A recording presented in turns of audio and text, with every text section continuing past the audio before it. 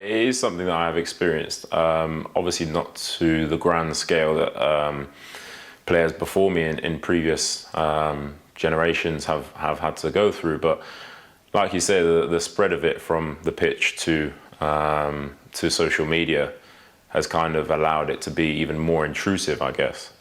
You can now access players a lot easier than you could before, and before everything was kind of geared towards stadiums and pitches and crowd chants.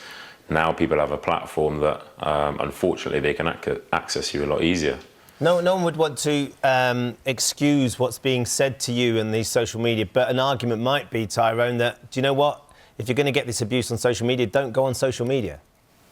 Absolutely, yeah. Which would be an unfortunate situation, though, if people who are being subjected to abuse had to take themselves off for that reason. I think there are other preventative measures that could be taken before it gets to that stage, because social media is such a great tool, whether it be in sport as a way of communicating with fans, where the majority of the time everything is positive.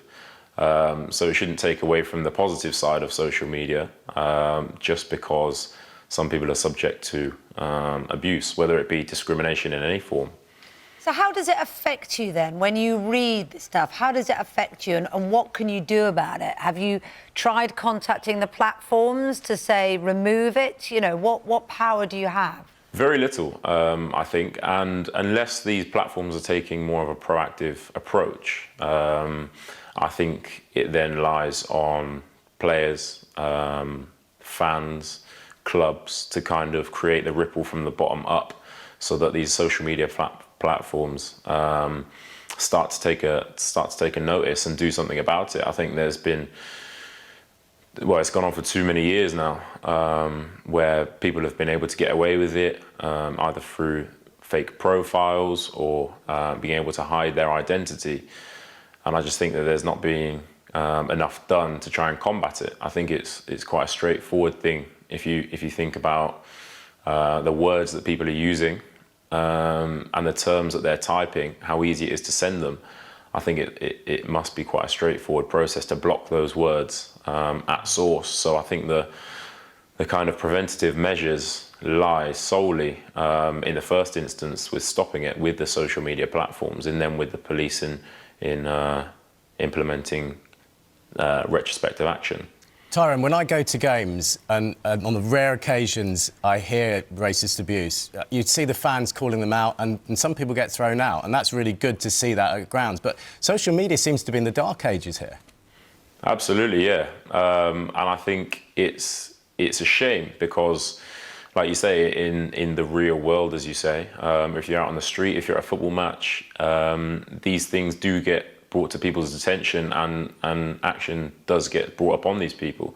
Like you say, whether it be with being removed from the stadium or being chucked out, or bans that come into place. But I feel like with these social media platforms, everybody sees it as a smokescreen to hide behind, and unfortunately they feel like they can get away with it. And for as long as they can get away with it, unfortunately I don't think much will change. When people start to realise that you can't say these things and kind of personify footballers as humans, like we are, people will potentially then stop all the abuse that's being thrown at them. And well, let's try and do that now then, because I think you're right. People don't realise how it affects you. So maybe spell out how it affects you and your family, because I know your mum's got upset as well.